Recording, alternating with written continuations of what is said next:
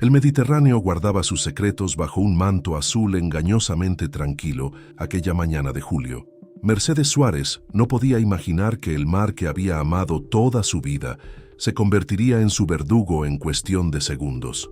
Lo que comenzó como un día perfecto de playa junto a su familia terminaría en una pesadilla de sangre y horror cuando las profundidades enviaran a su más letal depredador. Nadie en Tossa de Mar olvidaría jamás el grito desgarrador que atravesó la playa cuando la superficie del agua se tiñó de rojo, ni la impotencia de ver cómo la naturaleza reclamaba con brutal indiferencia lo que consideraba suyo.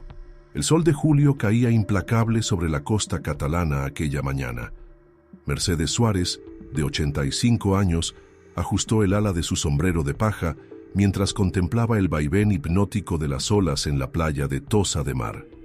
Sus manos, surcadas por venas azuladas y manchas propias de la edad, descansaban sobre la tela florida de su vestido veraniego. A pesar de sus años, sus ojos color avellana brillaban con la misma intensidad que cuando era joven, especialmente ahora que estaba rodeada de su familia.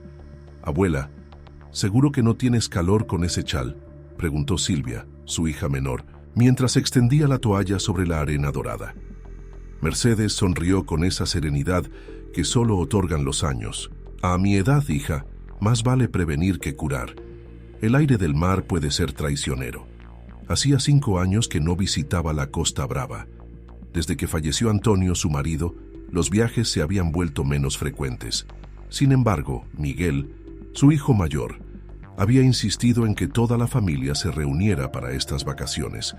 «Mamá, necesitas salir de Barcelona, respirar aire fresco», le había dicho mientras organizaba meticulosamente cada detalle del viaje.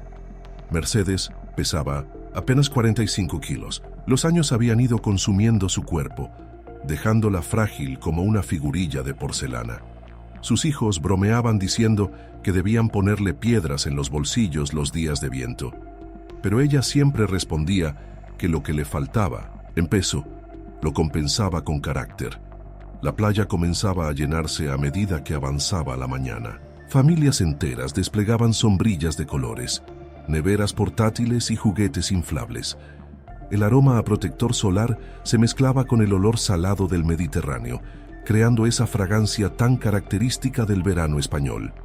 «Abuela, mira lo que he encontrado», exclamó Laura, su nieta de 12 años, corriendo hacia ella con una pequeña concha nacarada en la mano. Laura era la más pequeña de sus 5 nietos, y quizás por eso la más especial para Mercedes. Tenía el mismo cabello castaño rojizo que ella había tenido en su juventud, y esa curiosidad insaciable que Antonio siempre había admirado en 1900. Su esposa. «Es preciosa, cariño», respondió Mercedes, tomando la concha entre sus dedos arrugados. «Cuando era niña como tú, mi padre me enseñó que si acercas estas conchas al oído, puedes escuchar el mar incluso cuando estás lejos de él». Laura acercó la concha a su oído con expresión concentrada, para luego abrir los ojos con asombro.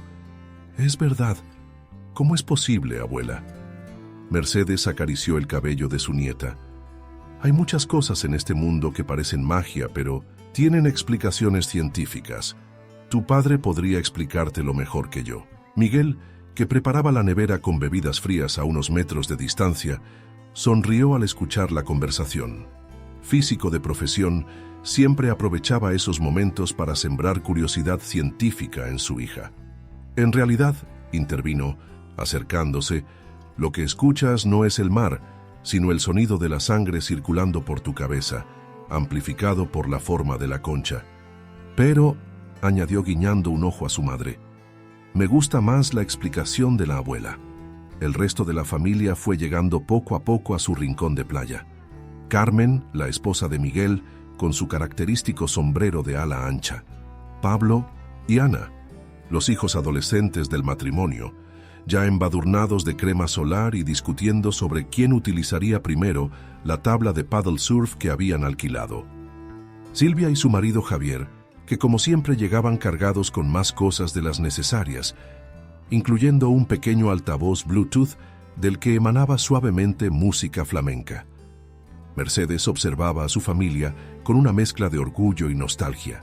Cada vez que los veía reunidos, No podía evitar pensar en Antonio, en cómo habría disfrutado viendo crecer a sus nietos, en cómo se habría reído con las ocurrencias de Laura o habría debatido sobre política con Miguel. 53 años juntos dejaban un vacío imposible de llenar. ¿En qué piensas, mamá?, preguntó Silvia, sentándose junto a ella bajo la sombrilla azul y blanca. En lo afortunada que soy, respondió Mercedes, apretando suavemente la mano de su hija. A mi edad, estar rodeada de tanto amor es un regalo que muchos no tienen.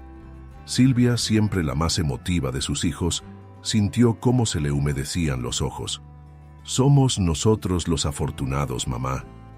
Y estas vacaciones son nuestra forma de agradecerte todo lo que has hecho por nosotros.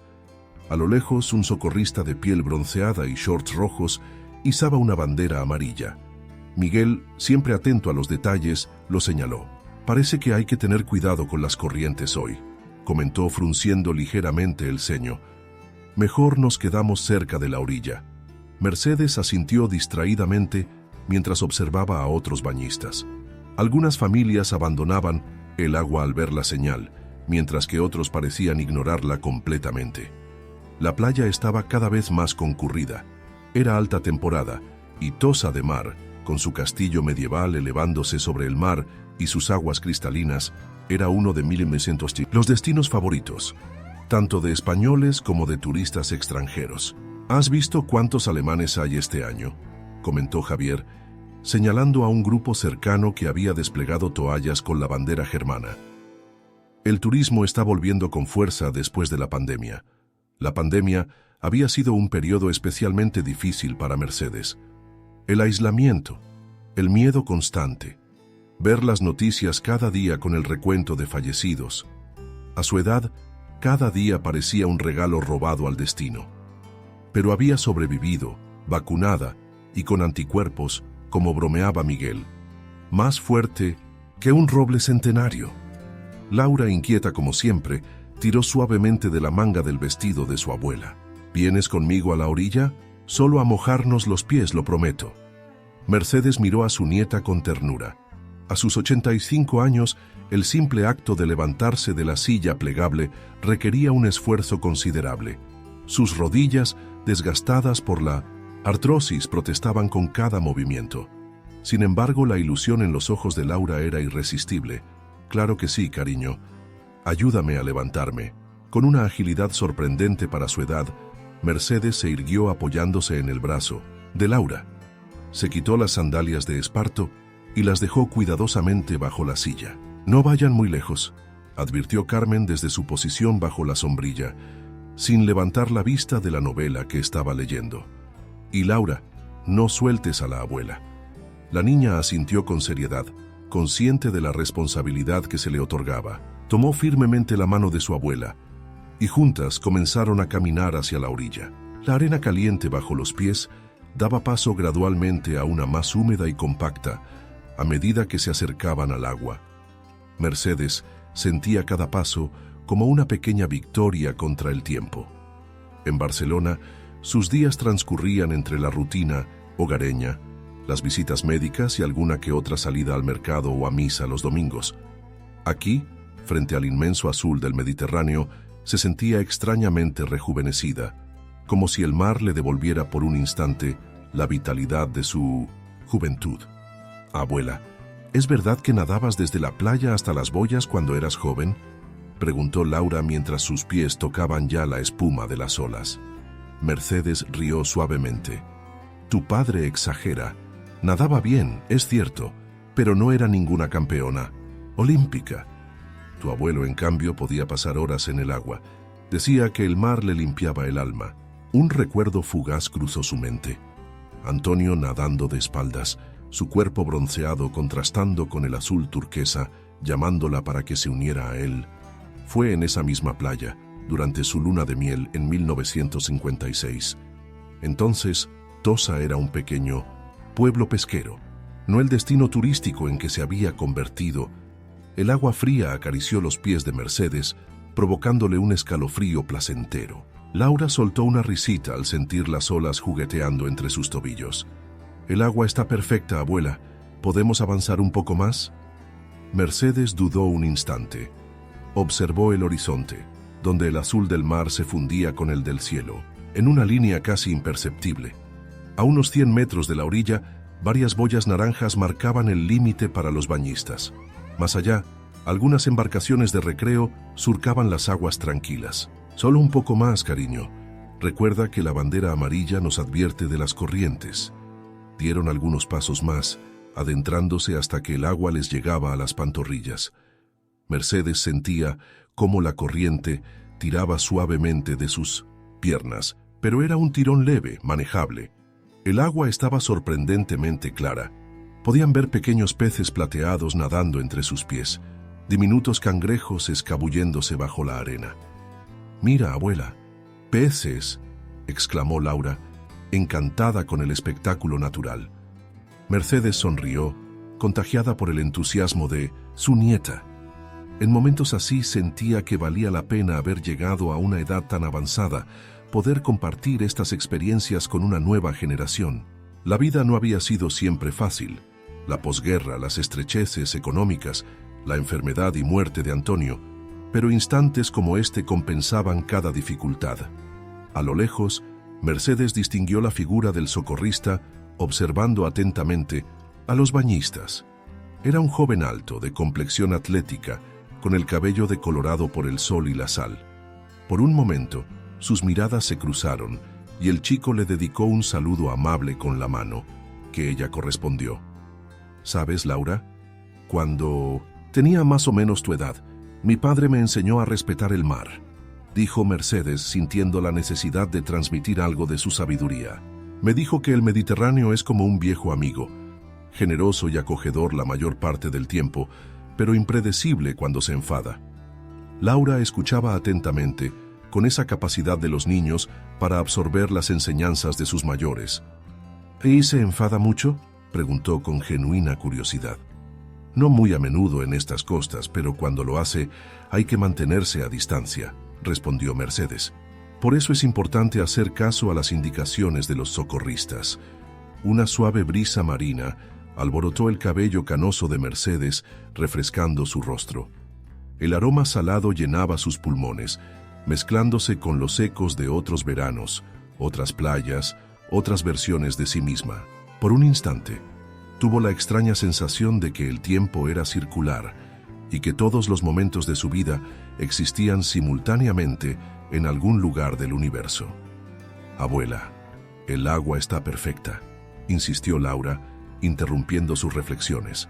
«¿No quieres avanzar un poco más?». Mercedes negó suavemente con la cabeza. «Hasta aquí está bien para mí, cielo, pero quédate a mi lado, ¿vale? Recuerda lo que dijo tu madre». La pequeña asintió, aunque Mercedes podía ver en sus ojos ese brillo de aventura que ella misma había tenido a su edad, la misma chispa que la había llevado a casarse con Antonio contra los deseos de sus padres, a mudarse a Barcelona cuando todo el mundo le aconsejaba quedarse en su pueblo natal, a estudiar magisterio en una época en que pocas mujeres accedían a la educación superior. Una sensación de plenitud invadió a Mercedes mientras contemplaba el horizonte, con la mano de su nieta firmemente sujeta a la suya. Quizás fuera este su último verano, su última visita al mar. La idea, lejos de entristecerla, le proporcionaba una extraña paz. Había vivido una vida plena, había amado y sido amada, había criado a 2 hijos maravillosos que ahora criaban a sus propios hijos con los mismos valores que ella les había inculcado. «Te quiero, abuela», dijo Laura de repente, como si hubiera captado el hilo de sus pensamientos. Mercedes sintió cómo se le humedecían los ojos. «Y yo a ti, mi niña, más de lo que puedas imaginar».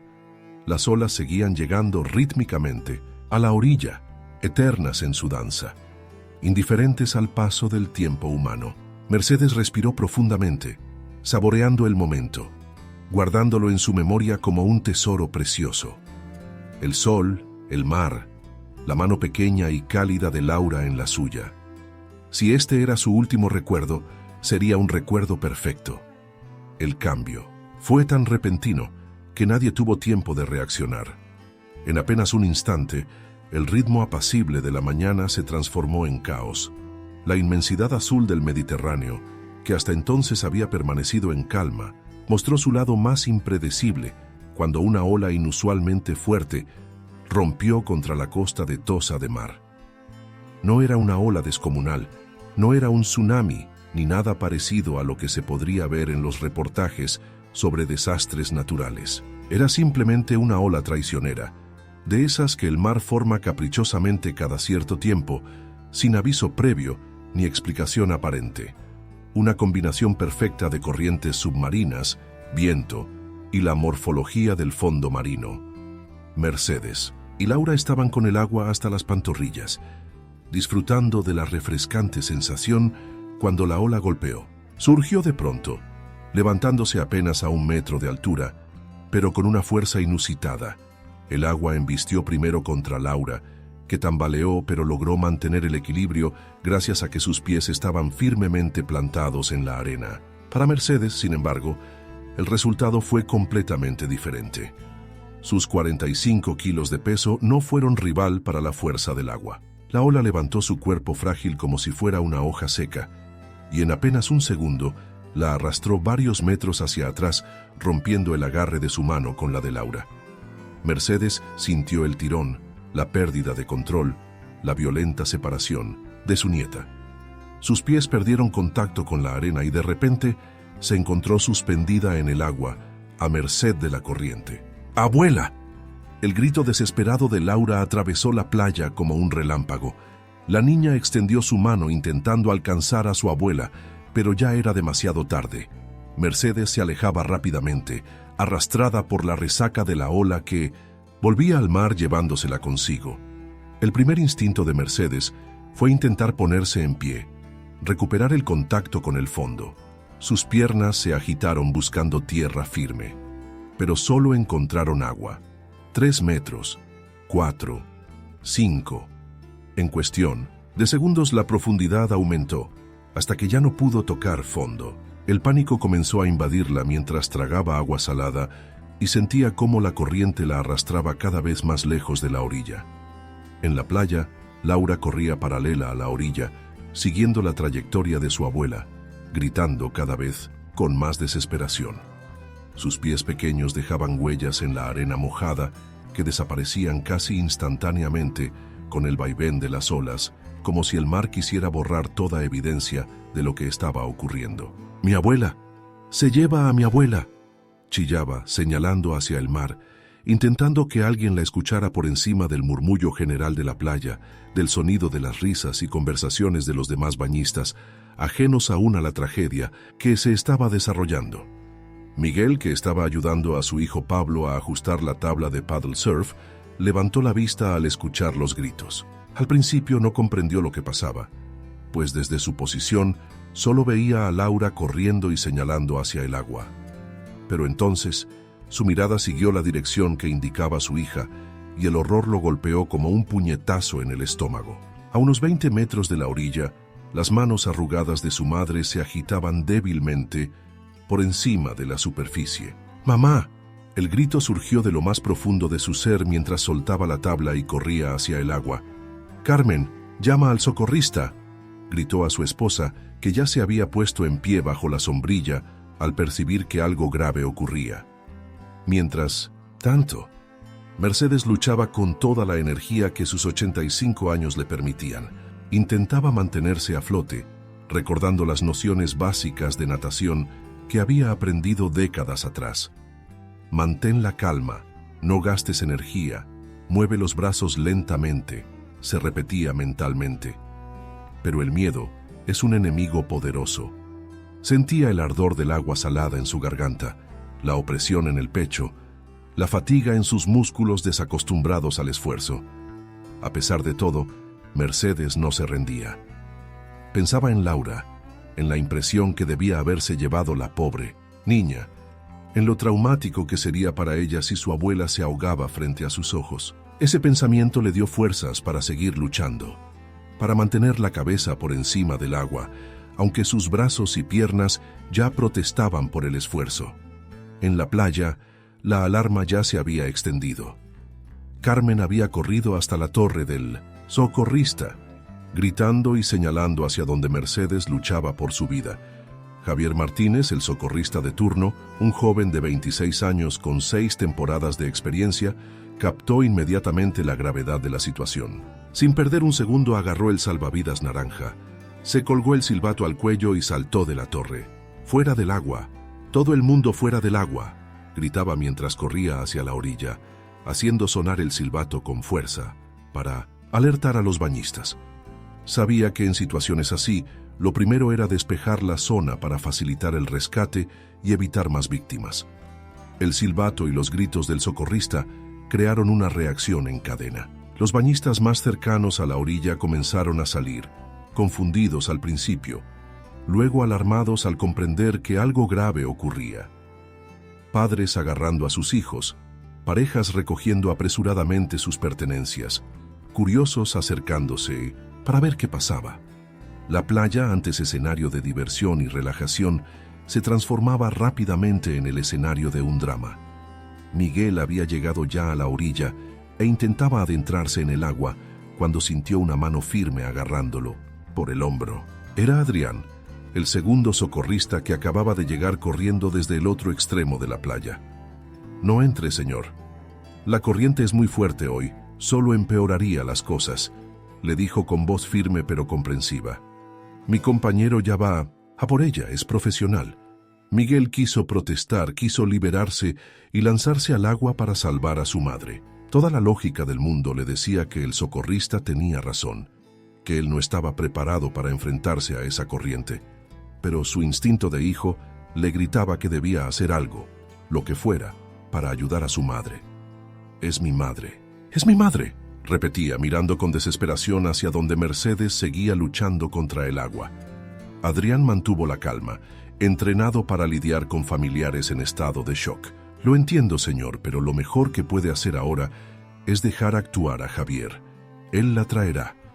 Para entonces, Javier ya se había lanzado al agua con el salvavidas.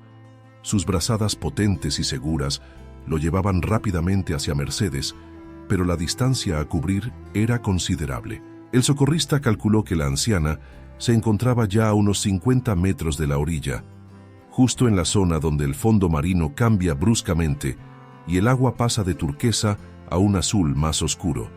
Desde la playa, la familia Suárez observaba la escena con una mezcla de horror e impotencia. Carmen abrazaba fuertemente a Laura, que no dejaba de llorar y temblar. Pablo y Ana, los adolescentes, se habían quedado paralizados, incapaces de procesar lo que estaba ocurriendo. Silvia, la otra hija de Mercedes, había llegado corriendo desde el puesto de helados donde había ido con su marido, y ahora estaba junto a Miguel, aferrándose a su brazo como si temiera que él también pudiera ser arrastrado por el mar. «La vais a alcanzar, murmuraba Silvia como un mantra, con los ojos fijos en la figura del socorrista que se acercaba cada vez más a su madre. Mercedes, mientras tanto, estaba llegando al límite de sus fuerzas. El esfuerzo por mantenerse a flote era cada vez más agotador y la corriente no cedía. Sentía los brazos pesados como si fueran de plomo y cada vez le costaba más mantener la cabeza fuera del agua. Tragaba agua salada con cada respiración entrecortada y la quemazón en sus pulmones se hacía insoportable. «Antonio, no dejes que me ahogue», pensó, invocando el recuerdo de su difunto marido como último recurso, buscando fuerzas donde ya no quedaban. Fue en ese momento cuando vio al socorrista acercándose, cortando el agua con brazadas firmes, el salvavidas naranja destacando contra el azul del mar.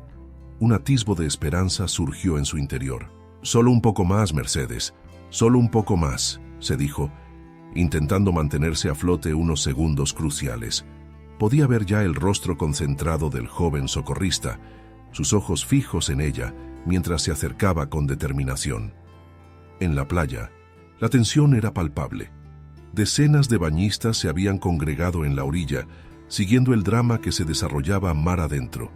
Algunos grababan con sus teléfonos, otros comentaban en voz baja, la mayoría observaba en silencio, conteniendo el aliento. Un pequeño grupo de turistas alemanes que había estado practicando vóley playa momentos antes, se había unido al público improvisado, sus expresiones de preocupación trascendiendo las barreras del idioma.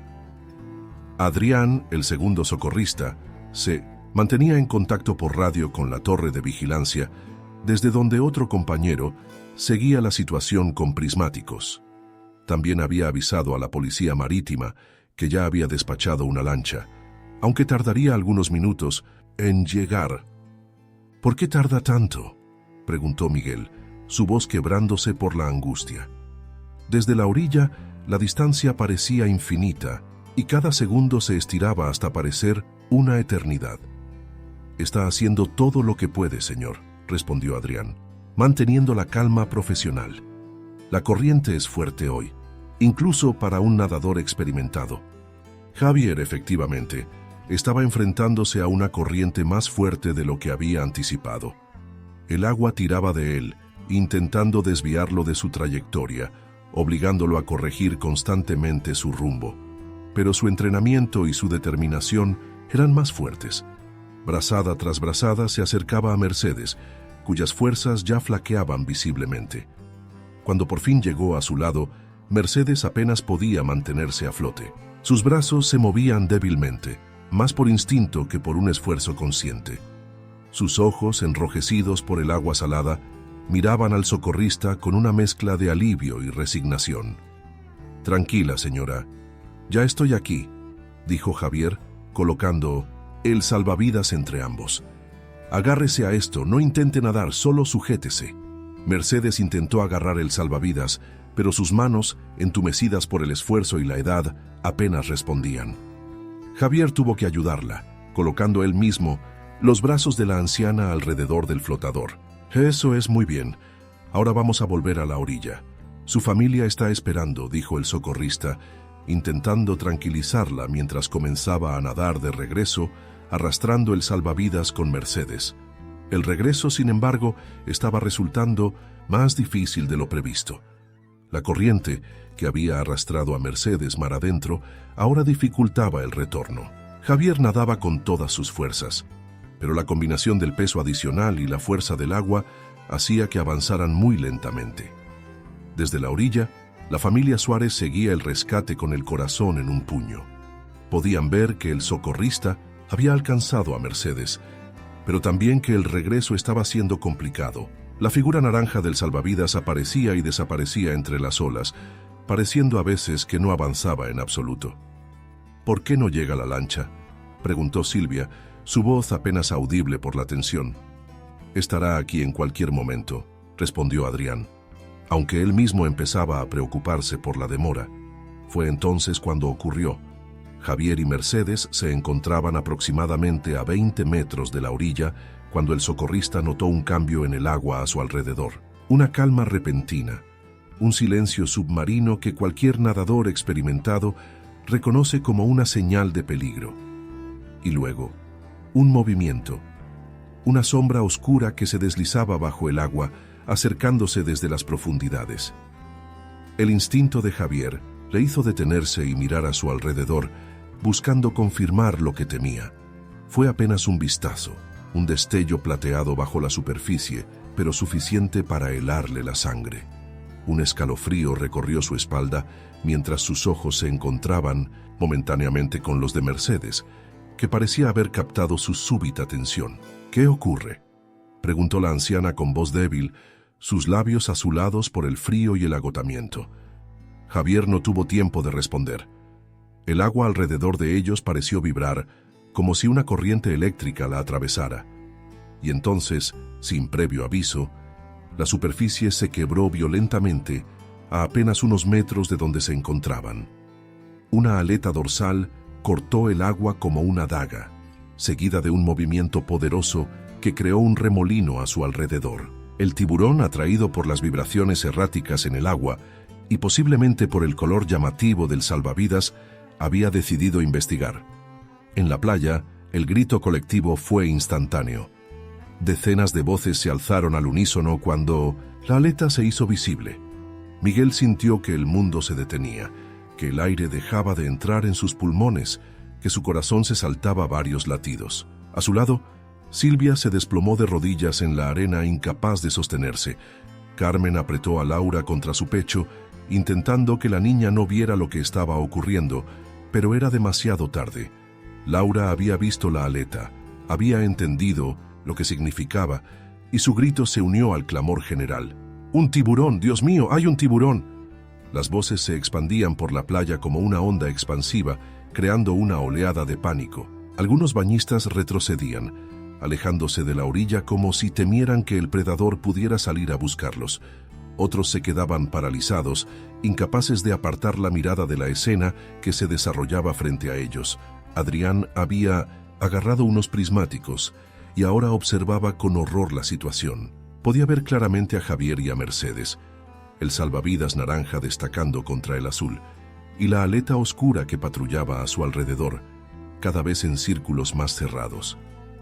¿Dónde está la maldita lancha?, murmuró, levantando la vista hacia el horizonte en busca de la embarcación de la policía marítima.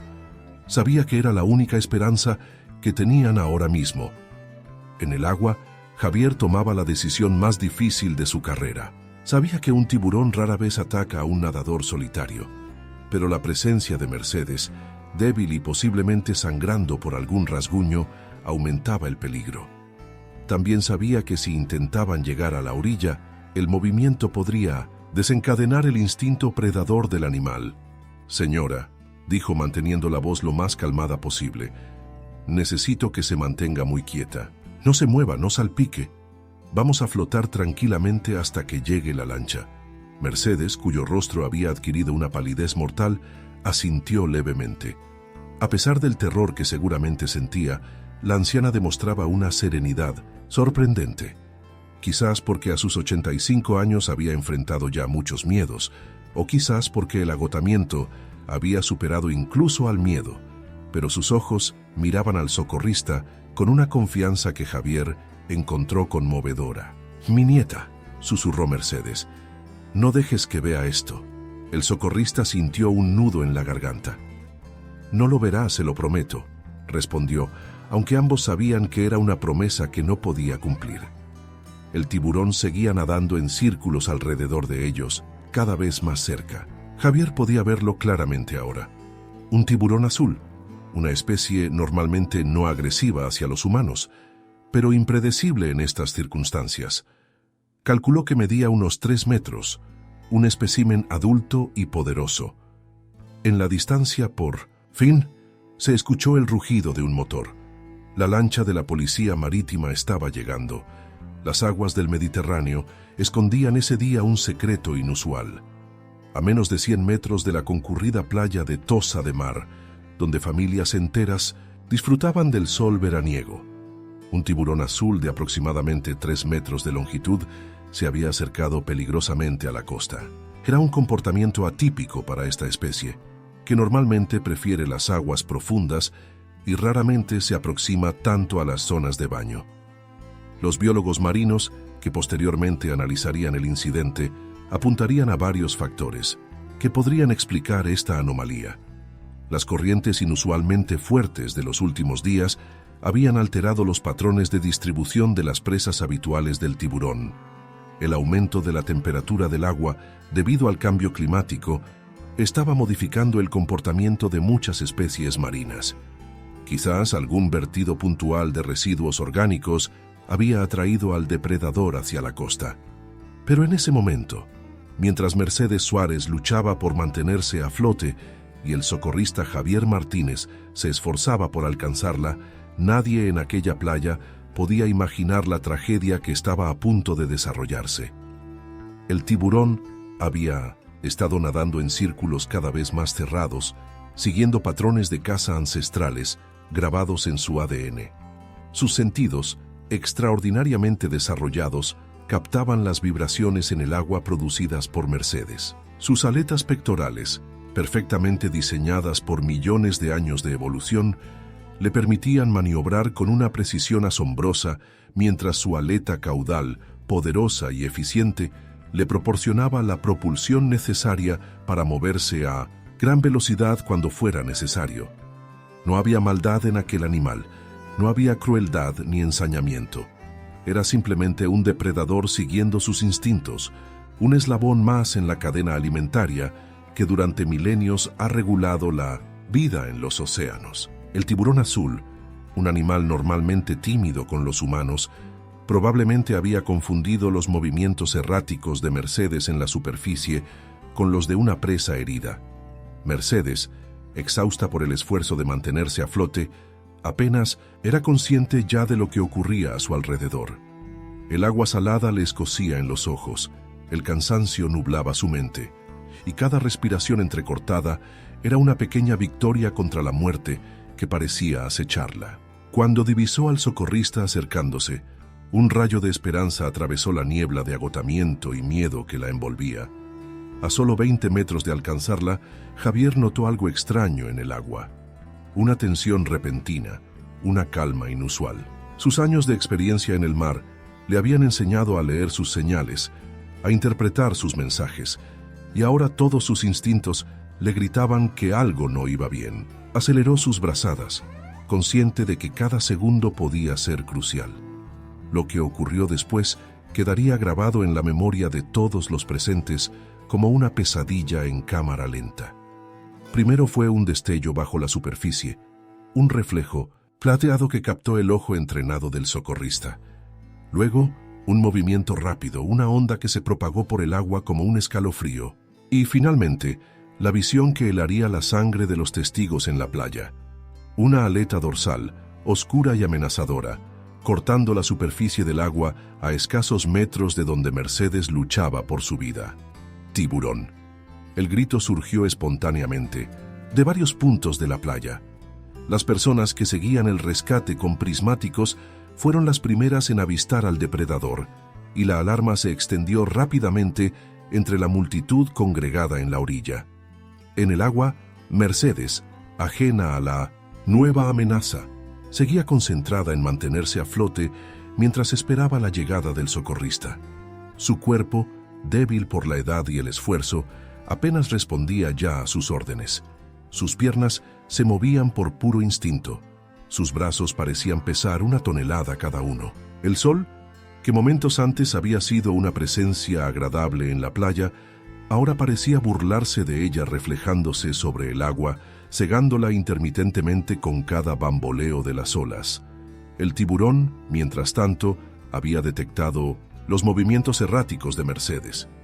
Sus receptores sensoriales, infinitamente más sensibles que cualquier instrumento fabricado por el hombre, captaban cada vibración, cada pequeña perturbación en el agua.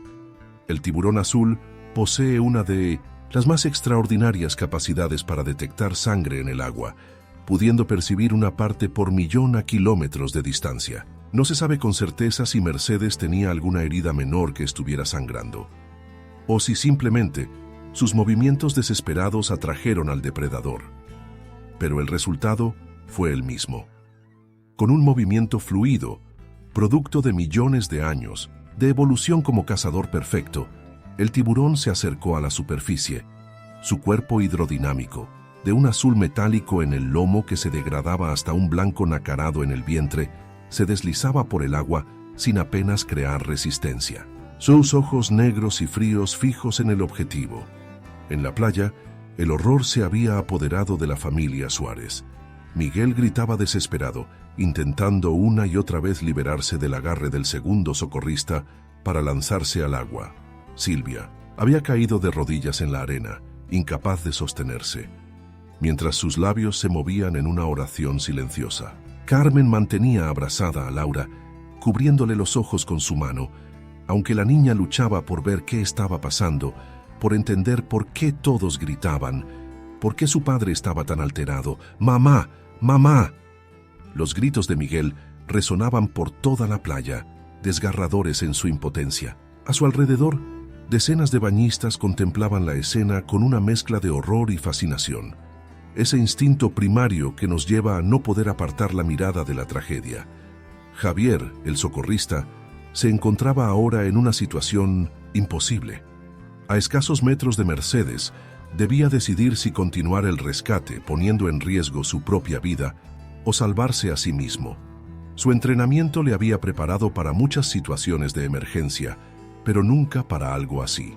En su mente se sucedían a toda velocidad los protocolos aprendidos, las estadísticas sobre ataques de tiburones, las posibilidades de supervivencia. Sabía que un tiburón azul rara vez ataca a los humanos, pero también sabía que rara vez no significaba nunca. Tomó una decisión. Con brazadas potentes, cubrió los últimos metros que lo separaban de Mercedes. Al llegar a su lado, la agarró firmemente por debajo de los brazos, siguiendo el procedimiento estándar de rescate. «Tranquila, señora. La tengo», dijo, su voz calmada contrastando con la tormenta interior que sentía. «Vamos a salir de aquí». Mercedes apenas pudo asentir, sus ojos enrojecidos por el agua salada mirándolo con una mezcla de gratitud y resignación. En ese momento, quizás, presintió que su destino ya estaba sellado. El tiburón atacó sin aviso previo, tal como hacen estos depredadores perfectos. No hubo tentativa, no hubo amenaza, solo la acción fría y directa dictada por millones de años de evolución como cazador marino. Se lanzó hacia arriba desde la profundidad, su boca abriéndose para mostrar filas de dientes triangulares diseñados para desgarrar, no para masticar. El primer mordisco fue en la pierna derecha de Mercedes. Los dientes del tiburón, afilados como cuchillas y cerrados para maximizar el daño, penetraron la carne y el hueso con una facilidad terrorífica. El agua alrededor de la anciana se tiñó instantáneamente de rojo, un rojo intenso que se expandía en el azul del Mediterráneo como una mancha de tinta en un papel secante. El grito de Mercedes, débil por el agotamiento, quedó ahogado por el agua que entró en su boca. Javier sintió el tirón, la sacudida violenta que casi arrancó a la anciana de sus brazos.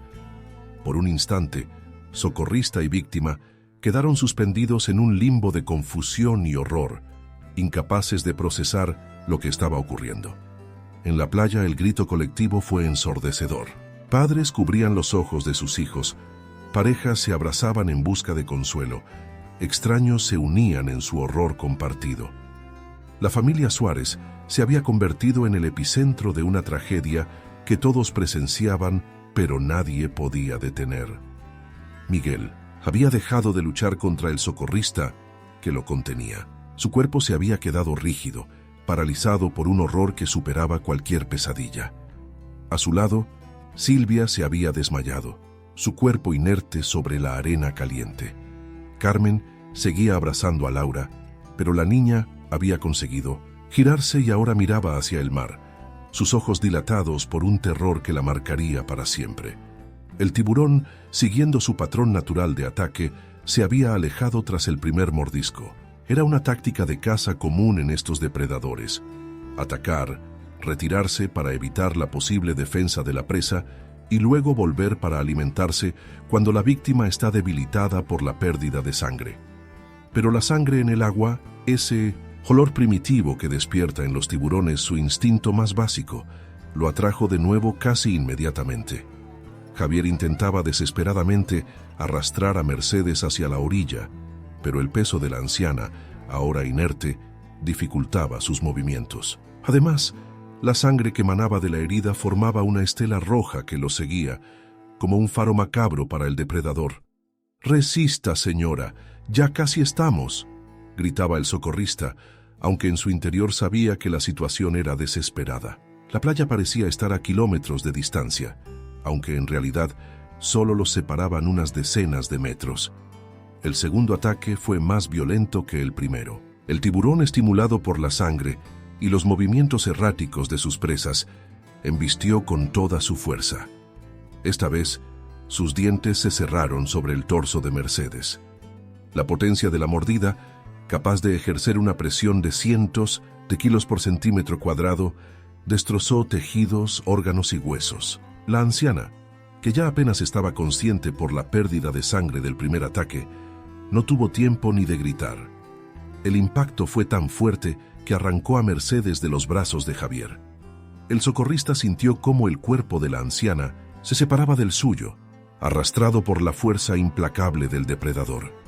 Durante un segundo eterno, sus miradas se cruzaron por última vez. En los ojos de Mercedes, Javier creyó ver no miedo, sino una extraña paz, como si en ese último instante hubiera aceptado su destino. Y luego, nada. Mercedes desapareció bajo la superficie en un remolino de agua ensangrentada. El tiburón, con su presa ya asegurada, se sumergió hacia las profundidades alejándose de la costa. Javier se quedó flotando en el agua, solo, rodeado por un mar teñido de rojo. El shock le impedía moverse, pensar, reaccionar. En sus 10 años como socorrista había enfrentado situaciones difíciles, había realizado rescates complicados, incluso había visto morir a un bañista por un ataque cardíaco al que no pudo reanimar. Pero nada lo había preparado para esto, para la impotencia absoluta frente a la fuerza bruta de la naturaleza. En la orilla, el silencio había sustituido a los gritos, un silencio denso, pesado, cargado de horror y incredulidad. La realidad de lo que acababan de presenciar era demasiado brutal para ser procesada de inmediato. Miguel estaba de rodillas en la arena, su rostro una máscara de incredulidad y dolor. A su lado, Carmen sostenía a Laura, que lloraba desconsoladamente, sin entender completamente lo que había ocurrido, pero captando perfectamente el horror en los rostros de los adultos. Silvia, que había recuperado la conciencia, estaba siendo atendida por el personal médico que ya había llegado a la playa, alertado por la emergencia. A lo lejos, la sirena de la lancha de la policía marítima se acercaba, demasiado tarde, para hacer nada más que recuperar lo que quedara del cuerpo de Mercedes, si es que quedaba algo. Los protocolos para estos casos, rarísimos en el Mediterráneo español, incluían la búsqueda de los restos para permitir un entierro digno a la familia Javier. Venciendo finalmente la parálisis que lo había mantenido inmóvil, comenzó a nadar hacia la orilla. Cada brazada era un esfuerzo titánico, no por cansancio físico, sino por el peso del horror que llevaba consigo. Sabía que había hecho todo lo humanamente posible, que nadie podría haberla salvado una vez que el tiburón atacó, pero eso no aliviaba en absoluto la sensación de fracaso, de impotencia, de culpa irracional que lo invadía. Al llegar a la zona donde hacía pie, se dejó caer de rodillas en el agua. Varios compañeros corrieron a ayudarlo, a sacarlo del mar, pero él no respondía. Sus ojos estaban fijos en el horizonte, en el punto donde Mercedes había desaparecido, donde el azul del Mediterráneo ocultaba ahora el horror de lo que había ocurrido.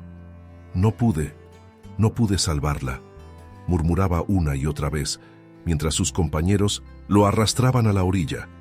En la playa, los servicios de emergencia habían establecido un perímetro. Ambulancias, policía local, guardia civil, todos habían acudido a la llamada. Un equipo de psicólogos de emergencias ya estaba atendiendo a la familia Suárez y a los testigos más afectados. Se habían desplegado mantas térmicas, a pesar del calor, para combatir el shock, y se estaban administrando tranquilizantes a quienes los necesitaban.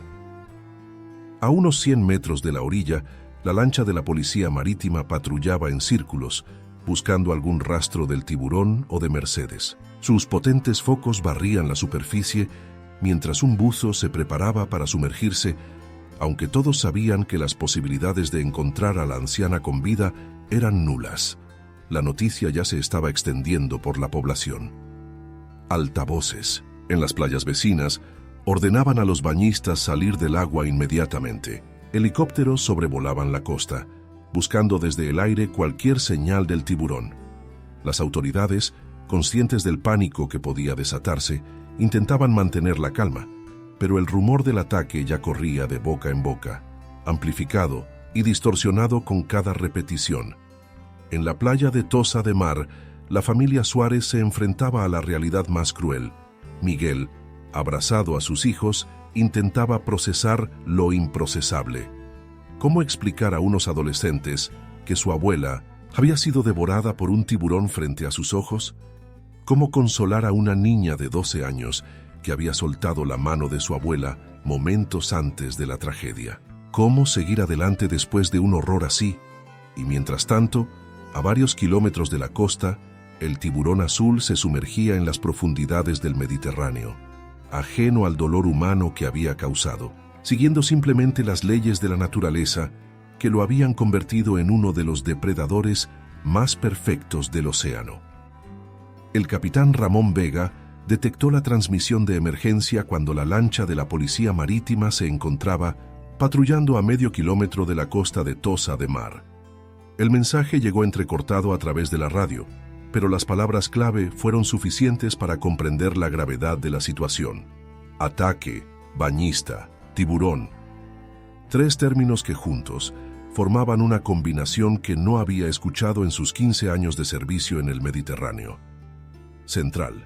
Aquí patrulla Costa Brava 03, recibido el aviso.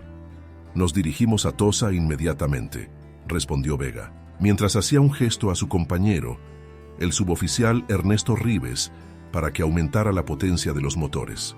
La embarcación, una Rodman 940, equipada con 2 motores de 400 caballos, respondió de inmediato, elevándose ligeramente sobre el agua mientras alcanzaba rápidamente los 38 nudos de velocidad.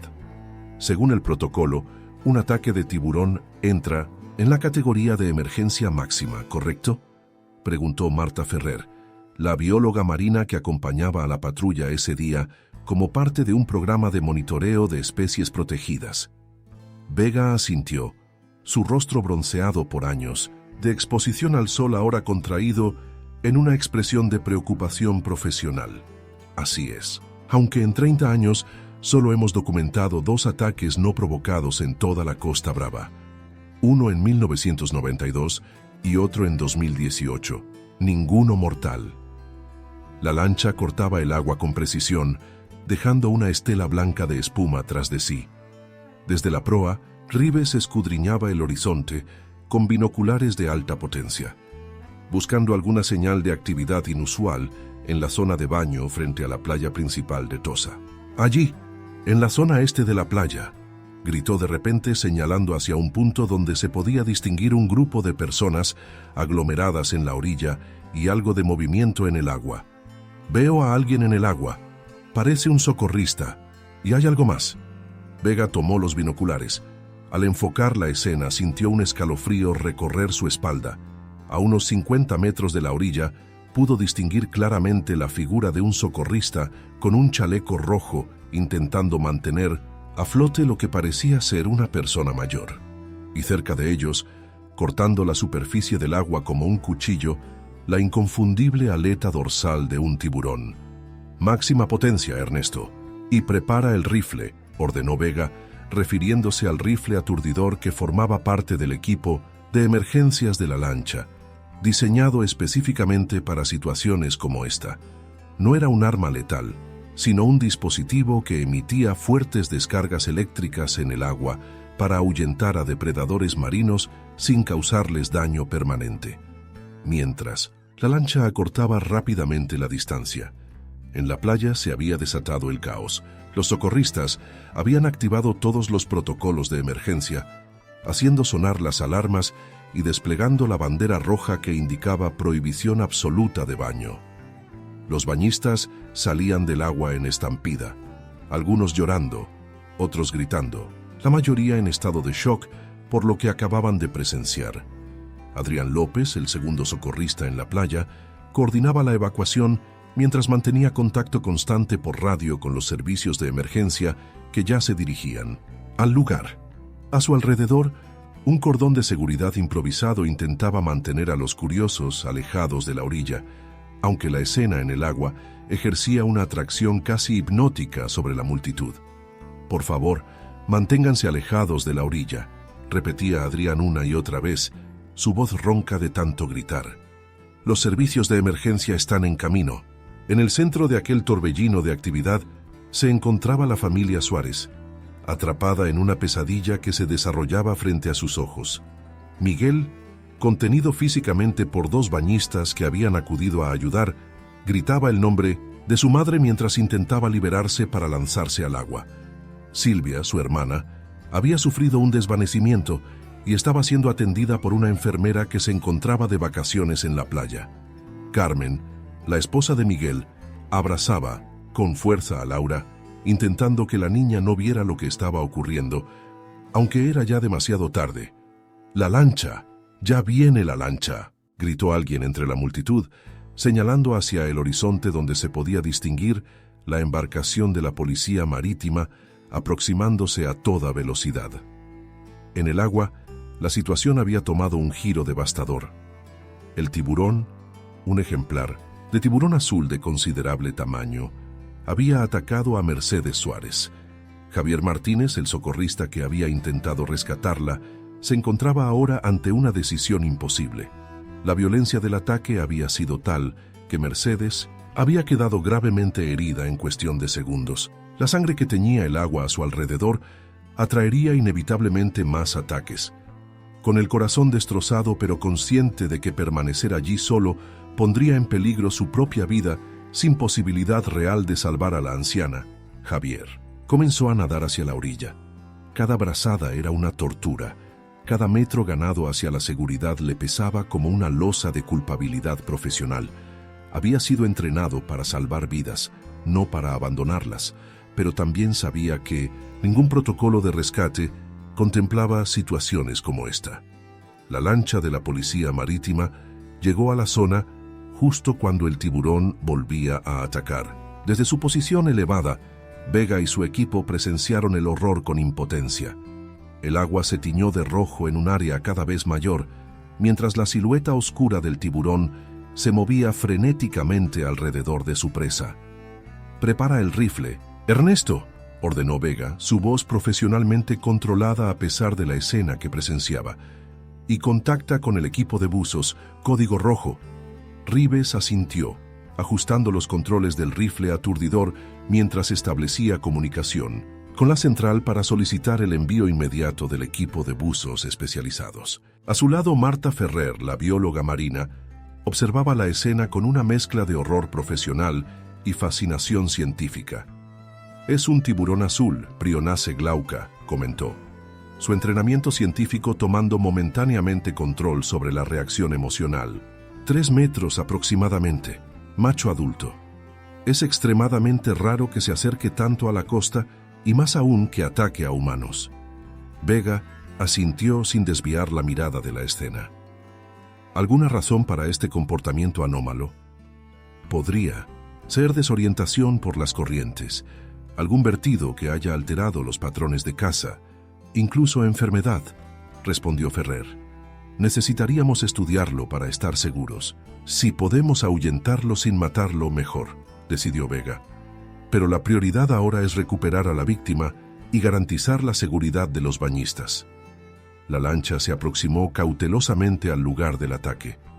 Para entonces, la actividad frenética del tiburón había disminuido. El depredador, habiendo satisfecho su instinto inicial, parecía estar alejándose lentamente, descendiendo hacia aguas más profundas. En la superficie, apenas quedaban restos de lo que minutos antes había sido Mercedes Suárez. La escena era tan macabra que incluso los experimentados miembros de la policía marítima tuvieron que hacer un esfuerzo para mantener la compostura profesional. «El socorrista está a salvo», informó Rives, señalando hacia Javier, que ya había sido ayudado a salir del agua por sus compañeros. Pero la víctima, no fue necesario que completara la frase. La mirada que intercambiaron fue suficiente para comunicar la terrible realidad. No había nadie más que rescatar. «Activa el protocolo de recuperación de restos», ordenó Vega con voz grave, «y avisa a los equipos en tierra para que establezcan un perímetro de seguridad en todas las playas en un radio de 10 kilómetros. Mientras la lancha patrullaba la zona en busca de cualquier señal del tiburón o de restos que pudieran ser recuperados. En la playa se desarrollaba otra parte de la tragedia. Los servicios de emergencia médica habían llegado y establecido un puesto de atención en la arena. Ambulancias con sus sirenas silenciadas, pero sus luces giratorias encendidas, se alineaban en el paseo marítimo, mientras los psicólogos de emergencias comenzaban la difícil tarea de atender a testigos traumatizados, y especialmente a la familia Suárez. Miguel había sido sedado levemente tras sufrir un ataque de ansiedad que amenazaba con derivar en una crisis cardíaca. Silvia, recuperada de su desvanecimiento, lloraba en silencio mientras un psicólogo le hablaba con voz pausada y tranquilizadora. Laura, la nieta, había sido separada temporalmente de la escena y estaba siendo atendida por una psicóloga infantil especializada en traumas, aunque la profesional sabía que el impacto de lo presenciado dejaría una huella permanente en la psique de la niña. Javier Martínez, el socorrista, se encontraba sentado en la arena, envuelto en una manta térmica, a pesar del calor, con la mirada perdida en el horizonte. Un médico había comprobado que no tenía heridas físicas, pero el shock emocional era evidente. A su lado, Adrián López, su compañero, intentaba reconfortarlo sin mucho éxito. «Hiciste todo lo que pudiste, Javier», repetía Adrián. «Nadie habría podido salvarla una vez que el tiburón atacó». Javier negaba lentamente con la cabeza, incapaz de aceptar consuelo alguno. «Debí haber llegado antes. Debí haberme dado cuenta de que había algo en el agua. Es mi trabajo detectar peligros». «No había forma de prever esto», intervino el jefe de socorristas, que acababa de llegar desde otra playa cercana. «En 30 años trabajando en estas costas, nunca hemos tenido un ataque de tiburón mortal. No te culpes». Mientras, en el puesto de mando improvisado que se había establecido en el paseo marítimo, el alcalde de Tossa de Mar se reunía con representantes de Protección Civil, la Guardia Civil, la Policía Local y expertos de la Agencia Catalana del Medio Ambiente. Las decisiones que se tomaban allí tendrían consecuencias inmediatas para toda la costa. «Cerramos todas las playas en un radio de 10 kilómetros durante al menos 72 horas», declaró el responsable de Protección Civil. «No podemos correr riesgos. Necesitamos establecer un cerco de vigilancia para localizar al tiburón», añadió el representante de la Agencia del Medio Ambiente. «Si se ha acercado una vez a la costa, podría volver a hacerlo». «¿Y si no lo encontramos?», preguntó el alcalde, visiblemente preocupado tanto por la seguridad de los bañistas como por el impacto económico que tendría el cierre de playas en plena temporada turística. «Tenemos drones submarinos y equipos especializados», respondió el experto. «Si sigue en la zona lo encontraremos, pero es más probable que haya regresado a aguas profundas. Los tiburones azules no suelen permanecer cerca de la costa». De vuelta en el mar, la lancha de la policía marítima continuaba su búsqueda. Habían conseguido recuperar algunos restos humanos, guardados respetuosamente en bolsas especiales para su posterior identificación forense. No había señales del tiburón, que parecía haberse desvanecido en la inmensidad azul. «¿Crees que volverá?», preguntó Ribes mientras escudriñaba el agua con los binoculares. Vega intercambió una mirada con Marta Ferrer, la bióloga, antes de responder. «No soy experto, pero tengo entendido que estos animales no desarrollan el gusto por la carne humana como sugieren las películas, ¿verdad?», Ferrer asintió. «Es un mito popular. Los tiburones no buscan específicamente a los humanos como presa. Este ataque fue probablemente el resultado de una confusión o algún comportamiento anómalo específico de este ejemplar. Lo más probable es que haya regresado a su hábitat natural». A pesar de estas palabras tranquilizadoras, la lancha continuó patrullando durante horas, parte de un operativo que incluía embarcaciones adicionales que habían sido desplegadas desde puertos vecinos, así como un helicóptero de la Guardia Civil que sobrevolaba la zona, realizando reconocimiento aéreo. Al atardecer, cuando el sol comenzaba a hundirse en el horizonte, tiñendo el cielo de tonos anaranjados, la playa de 1900 Tossa de Mar presentaba un aspecto fantasmal. La arena, normalmente llena de bañistas hasta bien entrada la noche durante el verano, estaba ahora vacía a excepción del personal de emergencias y las cintas policiales que acordonaban el área. En el paseo, grupos de turistas y residentes locales observaban la escena con una mezcla de curiosidad mórbida y temor, mientras los medios de comunicación, que habían llegado en masa, instalaban sus equipos para las conexiones en directo con los informativos de la noche. En una sala privada del centro médico local, la familia Suárez recibía la confirmación oficial de lo que ya sabían en sus corazones. Mercedes había fallecido en el ataque. La identificación preliminar de los restos recuperados había sido positiva, aunque el cuerpo estaba tan gravemente dañado que sería necesario realizar pruebas de ADN para una confirmación definitiva. «Lamento profundamente su pérdida», expresó el médico forense con sincera compasión. «Entendemos que estas circunstancias hacen que el duelo sea aún más difícil. Hay equipos de apoyo psicológico a su disposición y, por supuesto, estamos aquí para responder cualquier pregunta que puedan tener». Miguel, todavía bajo los efectos leves de la sedación, asintió mecánicamente. A su lado, Silvia formuló la pregunta que rondaba en la mente de todos. ¿Sufrió mucho? El médico eligió sus palabras con cuidado. Según la evaluación preliminar y los testimonios del socorrista, el primer ataque fue muy rápido y severo. En casos así, el shock inicial es tan intenso que probablemente perdió la conciencia casi inmediatamente. Era una pequeña misericordia en medio de la tragedia, una verdad a medias destinada a proporcionar algo de consuelo a una familia devastada. En el puerto, la lancha de la policía marítima regresaba tras horas de búsqueda infructuosa. El capitán, Vega, exhausto física y emocionalmente, completaba los informes que documentarían uno de los días más difíciles de su carrera.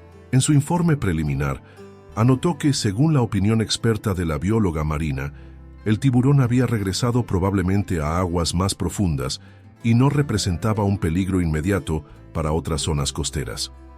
El comportamiento observado no sugiere un patrón de caza o territorialidad cerca de la costa, había explicado Ferrer.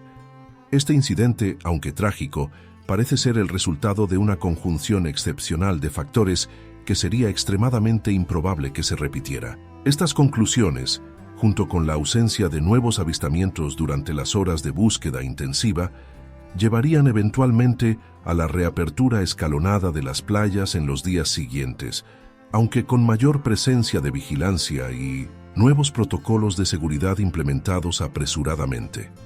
Mientras tanto, en la playa ya vacía y cerrada al público, Javier Martínez regresó solo al anochecer, ignorando las cintas policiales y las advertencias de mantenerse alejado.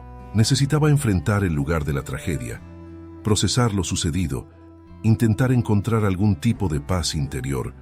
Se sentó en la arena, mirando hacia el mar ahora oscuro y aparentemente tranquilo.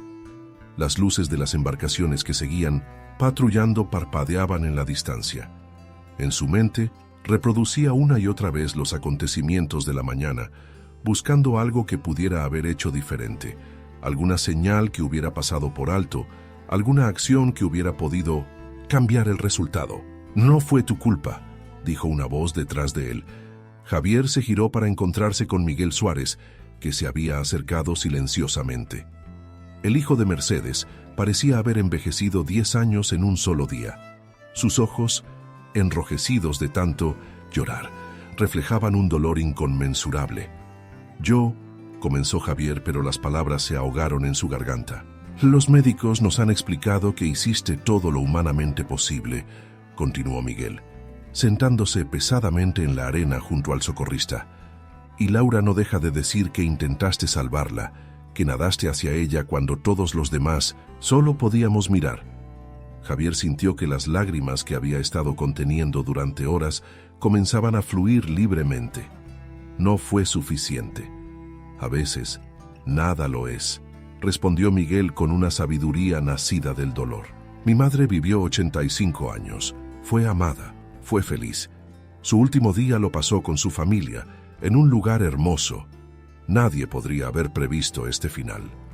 Ambos hombres permanecieron en silencio durante un largo momento, mirando hacia el mar, cada uno perdido en sus propios pensamientos, pero unidos por la tragedia compartida. En algún lugar de las profundidades, el tiburón azul continuaba su existencia, ajeno al dolor que había causado, siguiendo simplemente las leyes inmutables de la naturaleza que habían regido los océanos mucho antes de que los humanos poblaran sus costas.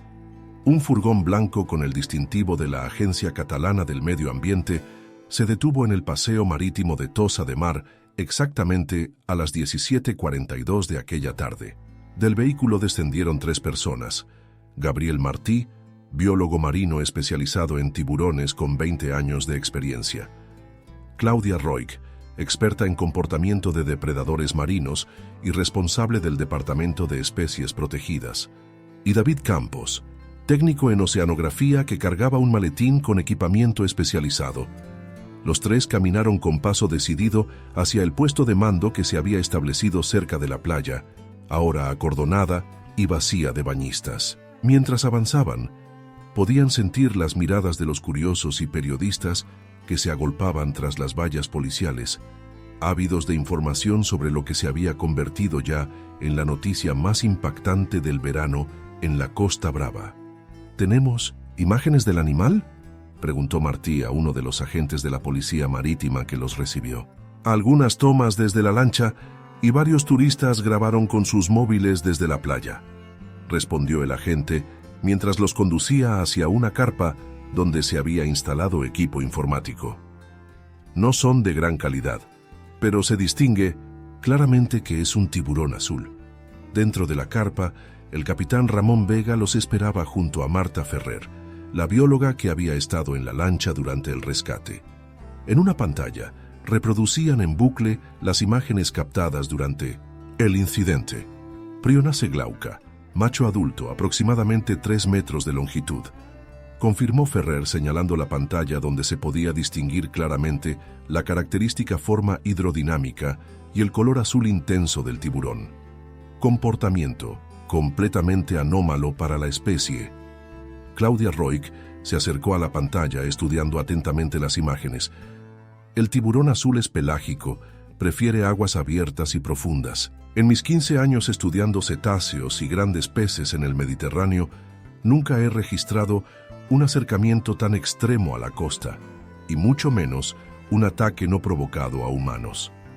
¿Alguna hipótesis sobre lo que pudo provocar este comportamiento?, preguntó el capitán Vega, cuyo rostro reflejaba el agotamiento tras horas de búsqueda infructuosa. Gabriel Martí desplegó un mapa marino digital en su tablet y lo conectó al proyector de la carpa. Estamos analizando varias posibilidades. En primer lugar, las corrientes marinas han sido inusualmente fuertes esta semana debido al temporal que pasó por Baleares. Nuestras boyas oceanográficas detectaron alteraciones significativas en los patrones habituales. Con un gesto experto, amplió la imagen para mostrar los datos recogidos por las boyas. Estas corrientes podrían haber arrastrado al tiburón más cerca de la costa, de lo que normalmente se aventuraría. También estamos considerando factores como posibles vertidos o alteraciones en la cadena trófica local, añadió Claudia Roig. Las temperaturas del agua este verano han estado consistentemente 2 grados por encima de la media histórica, lo que podría estar alterando la distribución de las presas habituales del tiburón. ¿Y qué hay de la teoría de un tiburón enfermo o desorientado?, preguntó uno de los responsables locales de Protección Civil que se había unido a la reunión. David Campos, que hasta entonces había permanecido en silencio preparando su equipo, intervino. Es una posibilidad. Los tiburones, como otros depredadores marinos, pueden exhibir comportamientos erráticos cuando sufren alguna patología. Sin embargo, por lo que podemos observar en las imágenes, el animal se movía con fluidez y precisión, lo que no es típico de un ejemplar enfermo. El equipo de la Agencia del Medio Ambiente continuó su análisis mientras fuera de la carpa la actividad frenética no cesaba. Helicópteros sobrevolaban la costa en busca de cualquier señal del tiburón. Embarcaciones equipadas con sonares barrían metódicamente las aguas cercanas y buzos especializados se preparaban para sumergirse en cuanto recibieran autorización. Las 18:30. Martí salió de la carpa para recibir al equipo de drones submarinos que acababa de llegar desde el Centro de Investigaciones Marinas de Barcelona. Estos dispositivos, valorados en más de 200.000 euros cada uno, representaban la tecnología más avanzada para el rastreo y monitorización de especies marinas sin perturbar su comportamiento natural. Desplegaremos 3 unidades en un radio de 5 kilómetros, explicó el técnico responsable mientras desempaquetaban cuidadosamente los equipos. Pueden sumergirse hasta 300 metros y transmitir imágenes en tiempo real. Si el tiburón sigue en la zona, lo encontraremos. Mientras tanto, En la sala de prensa improvisada en el Ayuntamiento de Tossa de Mar, el alcalde, acompañado por representantes de turismo y seguridad, ofrecía las primeras declaraciones oficiales sobre el incidente. Quiero expresar, en primer lugar, nuestras más sinceras condolencias a la familia de Mercedes Suárez, comenzó el alcalde, visiblemente afectado. Esta tragedia, sin precedentes en nuestra costa, nos ha conmocionado a todos profundamente. A continuación, detalló las medidas que se estaban tomando: cierre preventivo de todas las playas en un radio de 10 kilómetros, despliegue de equipos de vigilancia marítima y aérea, y colaboración estrecha con expertos científicos para entender lo sucedido y prevenir cualquier riesgo adicional. Quiero ser muy claro, enfatizó. Estamos siguiendo todos los protocolos establecidos para estos casos, aunque nunca antes habíamos tenido que activarlos en nuestra región. La seguridad es nuestra prioridad absoluta. Los periodistas bombardearon, con preguntas: ¿cuándo se reabrirían las playas? ¿Existía un plan para cazar o capturar al tiburón? ¿Se habían detectado más ejemplares en la zona? ¿Cómo afectaría esto al turismo, principal fuente económica de la región? El alcalde cedió la palabra a la representante de la Agencia del Medio Ambiente, que se había unido a la rueda de prensa. Es importante contextualizar lo ocurrido, explicó con tono profesional pero cercano. El tiburón azul es una especie común en el Mediterráneo, pero normalmente se mantiene en aguas abiertas, lejos de la costa. Los ataques a humanos son extremadamente raros, y el incidente de hoy representa una anomalía estadística, no un cambio en el comportamiento habitual de la especie. Con respecto a la caza del animal, fue tajante. No existe un plan para eliminarlo. El tiburón azul es una especie protegida, esencial para el equilibrio del ecosistema marino.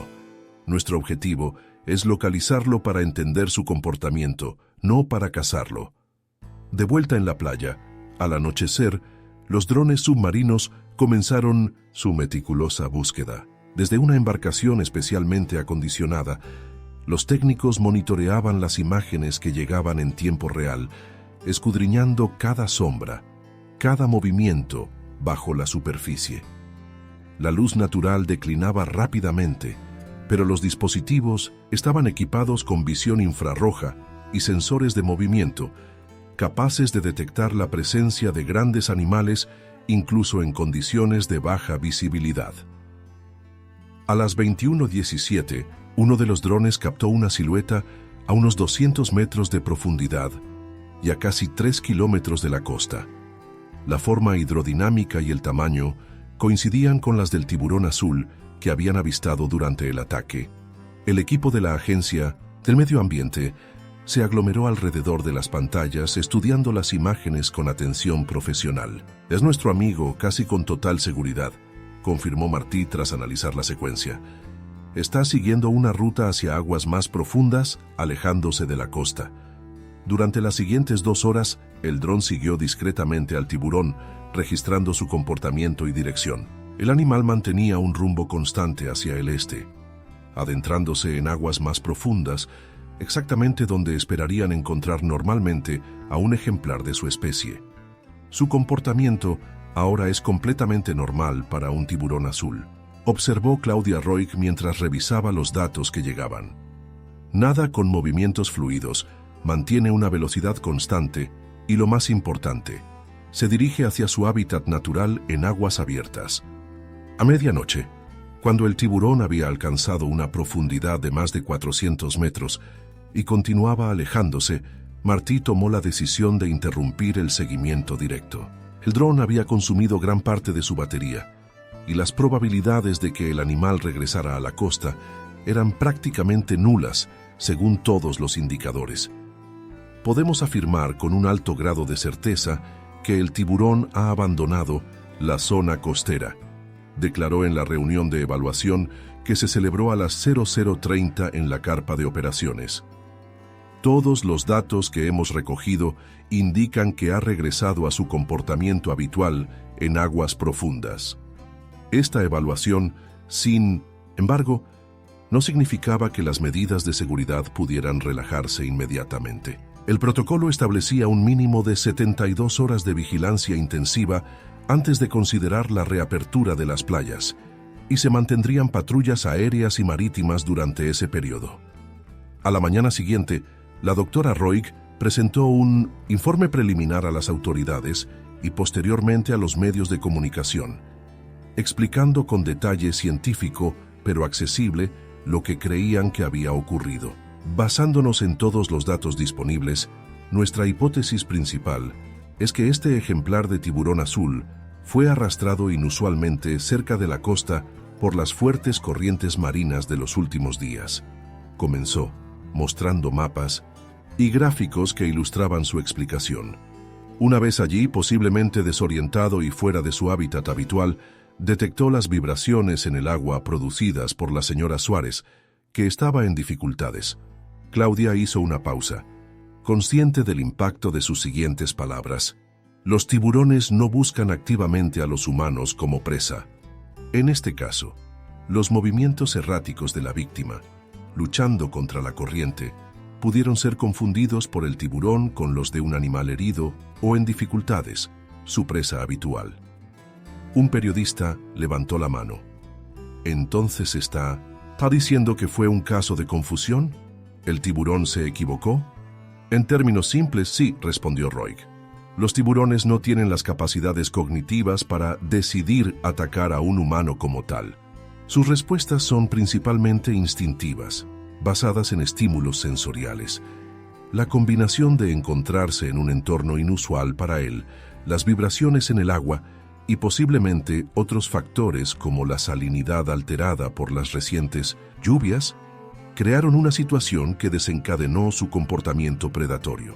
Otro periodista insistió en saber si existía el riesgo de que el tiburón regresara o si otros ejemplares podrían acercarse a la costa de manera similar. Gabriel Martí tomó el relevo para responder. Nuestro seguimiento indica que el tiburón ha regresado a aguas profundas, que es su hábitat natural. No hay razón para creer que vuelva a acercarse a la costa, ya que los factores que lo llevaron allí fueron excepcionales. Con respecto a otros ejemplares, fue igualmente tranquilizador. Los tiburones azules no cazan en grupo ni comparten información sobre presas potenciales. Este fue un incidente aislado, no el inicio de un patrón. A pesar de estas explicaciones científicas, el equipo era consciente de que restaurar la confianza del público llevaría tiempo. El impacto mediático del ataque había sido enorme, con noticias sensacionalistas que comparaban lo ocurrido con escenas de películas como Tiburón, alimentando miedos irracionales pero comprensibles. Para contrarrestar esta narrativa, la Agencia del Medio Ambiente puso en marcha inmediatamente una campaña informativa. Se distribuyeron folletos explicativos en hoteles y oficinas de turismo. Se organizaron charlas educativas en las playas vecinas que seguían abiertas y se habilitó una página web específica con información científica rigurosa sobre los tiburones del Mediterráneo, su comportamiento y los mínimos riesgos reales que representan.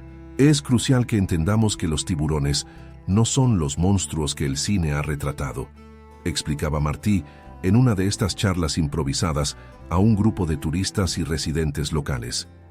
Son animales magníficamente adaptados a su entorno, que cumplen una función esencial en el ecosistema marino. Sin ellos, todo el equilibrio de nuestros océanos se vería afectado. Mientras continuaba esta labor educativa, los equipos técnicos seguían monitorizando las aguas. Buzos especializados realizaban inmersiones controladas para inspeccionar las zonas cercanas a la costa. Las embarcaciones patrullaban constantemente y los drones submarinos continuaban sus barridos sistemáticos en un radio cada vez mayor. 3 días después del incidente, no se había detectado ninguna presencia inusual en las aguas costeras. El tiburón que había sido localizado la noche del ataque seguía su rumbo hacia aguas más profundas, ahora a más de 50 kilómetros de la costa, según las últimas imágenes satelitales que podían rastrear sus movimientos gracias a la marca reflectante que el dron había logrado adherir discretamente a su aleta dorsal. En la reunión final de evaluación, celebrada en la sede de la Agencia del Medio Ambiente en Barcelona, Los expertos revisaron todos los datos recopilados durante la operación de búsqueda y monitorización. Cada pieza de información confirma nuestra hipótesis inicial, concluyó Claudia Roig.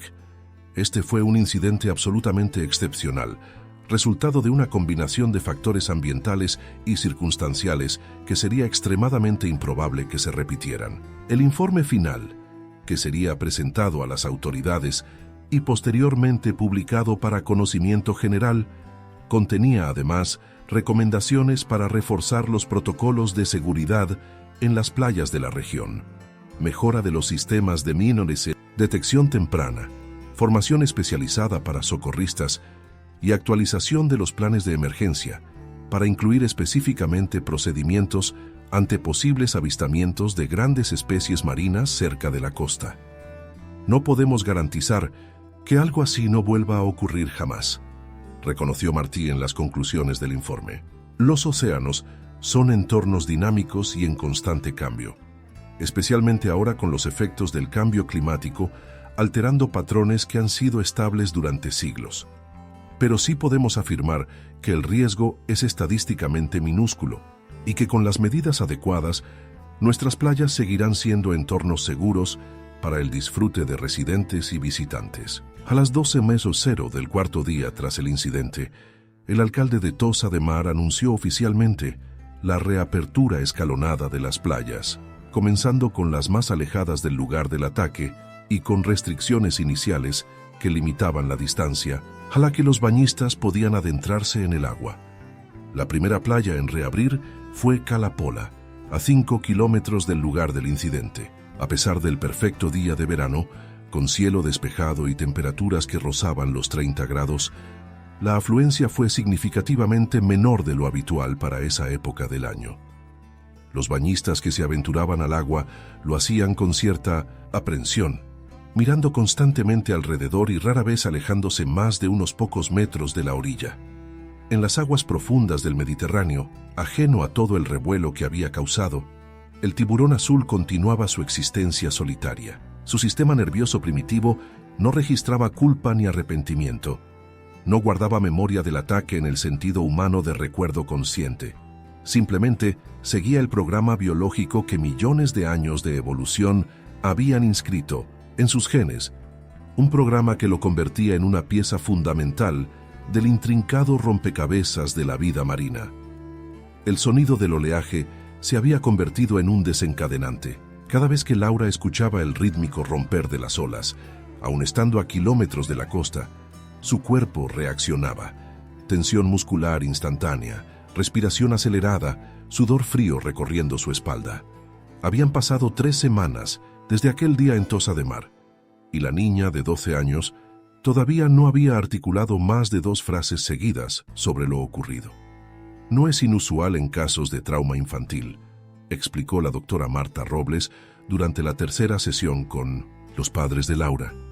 La psicóloga especializada en trauma infantil había sido recomendada por los servicios de emergencia psicológica que atendieron a la familia Suárez inmediatamente después del incidente.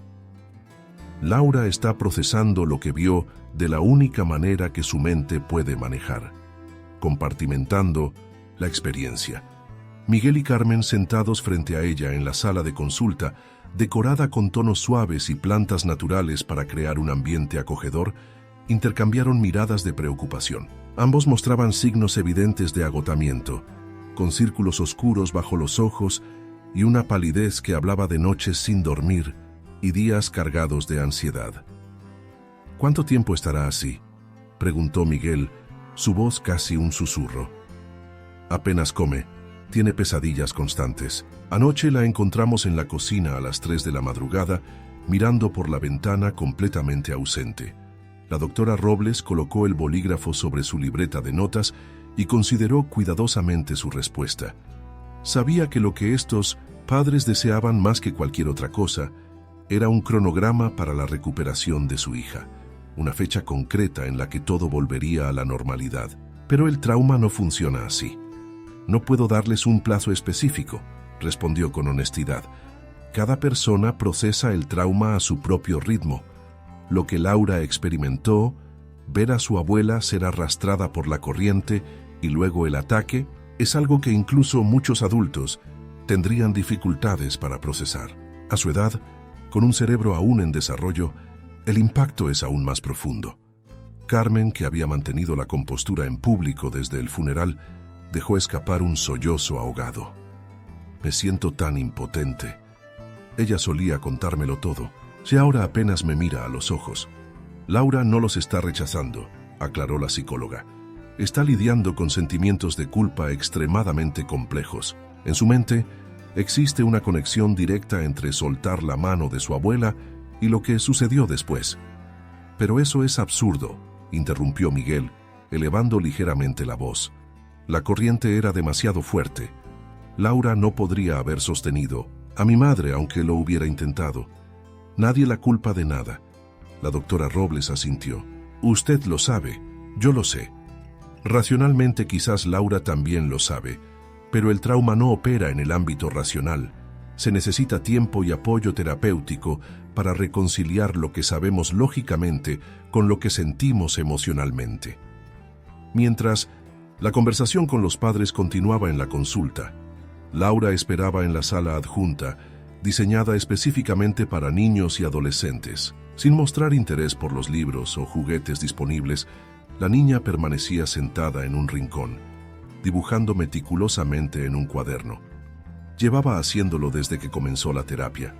Dibujos del mar, siempre el mar, pero nunca con personas en ellos. Océanos vacíos, a veces en calma, otras veces embravecidos, pero invariablemente desprovistos de presencia humana. 30 minutos después, cuando la doctora Robles abrió la puerta para invitarla a pasar a la consulta, Laura recogió silenciosamente sus cosas, dejando el cuaderno abierto en la mesa. La psicóloga pudo ver el dibujo más reciente, un mar intensamente azul que gradualmente se transformaba en rojo hacia un extremo de la página. La sesión con Laura transcurrió como las anteriores. La niña respondía a preguntas directas con monosílabos o frases cortas, sin desarrollar ninguna narrativa sobre lo ocurrido. Hablaron sobre la escuela, que comenzaría en 2 semanas, y sobre cómo se sentía ante la perspectiva de ver a sus compañeros. La expresión de pánico que cruzó por su rostro fue suficiente respuesta. Si no quieres hablar de lo que pasó, no tenemos que hacerlo, dijo finalmente la doctora Robles, cambiando de estrategia. Pero me gustaría saber cómo te sientes ahora mismo, en este momento preciso. Laura permaneció en silencio durante casi 1 minuto completo, un periodo que habría sido incómodo en cualquier otra circunstancia, pero que la psicóloga respetó, sin presionar. Finalmente la niña habló con voz apenas audible. Me siento vacía, como si hubieran sacado algo de dentro de mí, y ahora hay un agujero. Era la frase más larga que había pronunciado en 3 semanas, y contenía más emoción genuina que todas las conversaciones anteriores juntas. La doctora Robles asintió, reconociendo el significativo paso adelante que representaba esta admisión. El vacío es una respuesta común al trauma, explicó suavemente. A veces, cuando algo es demasiado doloroso para sentirlo completamente, nuestro cerebro apaga temporalmente ciertas emociones. Es una forma de protegernos. Laura levantó la vista, estableciendo contacto visual por primera vez en la sesión. ¿Volveré a sentirme normal algún día? La pregunta, tan directa y cargada de vulnerabilidad, captó a la psicóloga ligeramente desprevenida. Sí, respondió con firmeza. Pero normal puede ser diferente a cómo te sentías antes. Trauma cambia a las personas, Laura. No significa que estarás triste o vacía para siempre, sino que esta experiencia será parte de tu historia, integrada en quién eres. La niña pareció considerar esto, su mirada volviendo a fijarse en sus manos. ¿La abuela sufrió?, le preguntó abruptamente. Era la pregunta que la psicóloga había estado esperando desde la primera sesión, la que invariablemente surge en casos de muertes traumáticas presenciadas por seres queridos. Los médicos que evaluaron lo sucedido creen que tu abuela perdió el conocimiento muy rápidamente, respondió, optando por una verdad compasiva. El shock del agua fría y la intensidad de lo que ocurrió probablemente hicieron que no sintiera dolor prolongado. Una lágrima solitaria rodó por la mejilla de Laura, la primera que la doctora Robles había visto en sus sesiones. Era un comienzo, una grieta en el muro de contención emocional que la niña había construido a su alrededor. Al otro lado de la ciudad, en el apartamento de Javier Martínez, el socorrista que había intentado rescatar a Mercedes, otro tipo de procesamiento del trauma estaba teniendo lugar. Sentado frente a su ordenador a altas horas de la noche, Javier revisaba obsesivamente artículos científicos sobre tiburones azules, comportamiento predatorio y técnicas de rescate acuático en situaciones extremas. A diferencia de Laura, que se había encerrado en el silencio, Javier había canalizado su trauma en una búsqueda frenética de respuestas. ¿Podría haber hecho algo diferente? ¿Existía alguna técnica que no conocía que podría haber salvado a Mercedes? ¿Debería haber detectado señales de la presencia del tiburón antes de lanzarse al agua? Su apartamento, normalmente ordenado, estaba ahora lleno de libros, impresiones de artículos científicos y notas garabateadas. Había solicitado una excedencia temporal de su trabajo como socorrista, incapaz de imaginar cómo volver a entrar al agua sin revivir cada detalle de aquel día. 3 semanas de investigación obsesiva no le habían proporcionado la absolución que buscaba. «No puedes seguir así, Javier», le había dicho su supervisor cuando visitó el apartamento 2 días atrás, preocupado por la falta de respuesta a sus mensajes. «Nadie podría haber previsto lo que pasó. Nadie podría haber hecho más de lo que tú hiciste». Pero las palabras de consuelo resbalaban sobre Javier sin penetrar realmente. En su mente, reproducía constantemente el momento en que tuvo a Mercedes a su alcance, tan cerca que casi podía tocarla. Si hubiera nadado un poco más rápido, si hubiera estado vigilando desde un ángulo diferente de la playa, si hubiera insistido más en la importancia de la bandera amarilla que había izado esa mañana, el psicólogo que le había sido asignado por los servicios de emergencia había identificado claramente su condición: trastorno de estrés postraumático complicado por una intensa culpa del superviviente. Estás reviviendo el trauma y al mismo tiempo buscando una forma de reescribir lo que pasó, de encontrar un escenario donde tú tenías el control y podías cambiar el resultado, le había explicado en su última sesión. Intelectualmente, Javier entendía el diagnóstico. Profesionalmente, como socorrista con formación en primeros auxilios psicológicos, incluso podía reconocer los síntomas en sí mismo, pero emocionalmente seguía atrapado en aquel día, en aquel momento específico donde la vida de Mercedes Suárez se deslizó literalmente entre sus dedos. En el piso superior del edificio de apartamentos donde los Suárez habían vivido durante 2 décadas, Silvia, la hija de Mercedes, enfrentaba el doloroso proceso de ordenar las pertenencias de su madre. Era una tarea que había pospuesto durante semanas, pero que finalmente había decidido afrontar cuando el constante recordatorio de la ausencia de su madre en cada rincón del apartamento se había vuelto insoportable. Cada objeto que tocaba desencadenaba un recuerdo. La colección de tazas de porcelana que Mercedes había acumulado a lo largo de los años, cada una con su propia historia de viajes y celebraciones. Los álbumes de fotos meticulosamente organizados por décadas. La máquina de coser Singer, que había pertenecido a su abuela y con la que Mercedes había confeccionado ropa para sus hijos y nietos. «No puedo creer que estuviera con nosotros. Hace solo 3 semanas», dijo Silvia a su marido Javier, que la acompañaba en la tarea.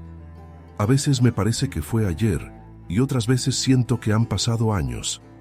Javier asintió, comprendiendo perfectamente la distorsión temporal que acompaña al duelo. «Tu madre era increíble», respondió simplemente, sabiendo que no existían palabras realmente adecuadas para consolar esta pérdida específica. «¿Sabes qué es lo más difícil?», continuó Silvia, mientras sostenía un chal tejido a mano que su madre solía usar en las noches frescas. «No poder despedirme, no tener un cuerpo completo para enterrar. Siento que no hay cierre». Era un sentimiento que compartía toda la familia. El funeral había sido una ceremonia con un ataúd cerrado, ya que los restos recuperados por la policía marítima, eran demasiado fragmentarios para ser expuestos. La familia había optado por la cremación y las cenizas ahora descansaban en una urna en el salón principal del apartamento de Silvia, a la espera de una decisión sobre su destino final. Para Miguel, el hijo mayor de Mercedes, el proceso de duelo tomaba una forma diferente. Como físico acostumbrado a buscar explicaciones racionales para todo, se había sumergido en los informes oficiales del incidente, estudiando las corrientes marinas de aquel día, las estadísticas sobre ataques de tiburones, cualquier dato que pudiera ayudarle a construir una narrativa comprensible de lo incomprensible. Necesito entender exactamente qué pasó, le había explicado a su esposa Carmen cuando ella le sugirió que quizás estaba obsesionándose demasiado con los detalles técnicos. No puedo simplemente aceptar que fue mala suerte o el destino. Tiene que haber una explicación científica. Esta búsqueda de causalidad era su forma de procesar el dolor, de intentar encontrar orden en el caos, pero incluso él sabía, en sus momentos de mayor honestidad consigo mismo, que ninguna explicación científica aliviaría realmente el dolor de perder a su madre de una forma tan violenta e inesperada. A medida que pasaba el tiempo, la familia Suárez comenzaba lentamente a desarrollar nuevas rutinas que incorporaban la ausencia de Mercedes. Las comidas familiares de los domingos, que siempre habían tenido lugar en el apartamento de la abuela, ahora se celebraban en casa de Miguel y Carmen. La silla que Mercedes solía ocupar permanecía vacía las primeras semanas, hasta que Pablo, el hijo adolescente de Miguel, sugirió colocar una fotografía de su abuela en la mesa. No para entristecernos, explicó cuando vio la expresión preocupada de sus padres, sino para recordar que sigue siendo parte de nuestra familia. Este simple gesto marcó un punto de inflexión en cómo la familia navegaba su dolor colectivo. No se trataba de superar la pérdida, concepto que todos habían llegado a rechazar como simplista, sino de aprender a integrarla en su nueva realidad. Para Laura, el progreso continuó siendo lento, pero constante. En su quinta sesión con la doctora Robles, la niña finalmente comenzó a hablar sobre aquel día en la playa. No fue una narración lineal ni completa, sino fragmentos de recuerdos que iba compartiendo como si probara las aguas, la textura de la mano de su abuela cuando la sostenía, el sonido específico de la ola que la arrastró, la expresión de pánico en el rostro de Mercedes cuando se dio cuenta de que estaba siendo llevada mar adentro. Lo último que me dijo fue: «Te quiero, mi niña», recordó Laura durante una de estas sesiones, su voz quebrada por la emoción contenida durante semanas. No lo recordaba hasta ahora. Era un detalle precioso y doloroso a la vez, un fragmento de memoria que la doctora Robles sabía que sería importante para el proceso de sanación de Laura, no porque aliviara el dolor, sino porque humanizaba el recuerdo de su abuela más allá del momento traumático. «¿Sabes? Puedes mantener dos verdades al mismo tiempo», le explicó la psicóloga. «Puedes reconocer que algo terrible e injusto le ocurrió a tu abuela, y también celebrar y honrar la vida maravillosa que tuvo y el amor que compartieron». A medida que se acercaba el inicio del curso escolar, la ansiedad de Laura por enfrentar a sus compañeros de clase se intensificó. La noticia del ataque había sido ampliamente cubierta por los medios locales y nacionales, y aunque su nombre nunca fue mencionado explícitamente por ser menor de edad, en un pueblo como Tossa de Mar y en una ciudad como Barcelona, donde la familia era conocida, todos sabían quién era la nieta que estaba con la víctima. «No quiero que me miren como si fuera un bicho raro», confesó a sus padres una noche durante la cena. «No quiero ser la niña del tiburón para el resto de mi vida». Miguel y Carmen intercambiaron miradas, aliviados de que Laura estuviera finalmente expresando sus preocupaciones, pero inciertos sobre cómo ayudarla. Siguiendo el consejo de la doctora Robles, habían programado una reunión con el director y los profesores del colegio antes del inicio de clases para discutir cómo manejar la situación. «Nadie te va a etiquetar así», aseguró Miguel, aunque incluso él reconocía que era una promesa difícil de cumplir. «Y si alguien dice algo inadecuado, tus profesores estarán alertados para intervenir». Lo que ni Miguel ni Carmen podían prever era la forma en que Laura encontraría por sí misma un camino para transformar su trauma en algo constructivo. 2 días antes del inicio de clases, la niña planteó una idea que sorprendió a toda la familia. «Quiero hacer un proyecto sobre conservación marina», anunció durante el desayuno, sobre cómo los humanos y los tiburones pueden coexistir y por qué los tiburones son importantes para el ecosistema. El silencio que siguió a esta declaración no era de consternación, sino de asombro. Era la primera vez desde el incidente que Laura mostraba interés en algo relacionado con el mar que no fuera expresión de miedo o trauma. «¿Estás segura?», preguntó Carmen con cautela. «Puede ser difícil investigar sobre tiburones después de lo que pasó». Laura asintió con una determinación que ninguno de sus padres había visto en meses. «La doctora Robles dice que a veces enfrentar directamente lo que nos asusta puede ayudarnos a procesarlo». Y su voz se quebró ligeramente. La abuela siempre decía que el miedo solo se supera conociéndolo mejor. Era cierto. Mercedes había sido profesora de primaria durante 4 décadas antes de jubilarse, y ese era uno de sus principios pedagógicos favoritos, el conocimiento como antídoto contra el miedo y la ignorancia. «Creo que es una idea excelente», dijo finalmente Miguel, haciendo un esfuerzo por contener la emoción que amenazaba con ahogar su voz. «Tu abuela estaría muy orgullosa».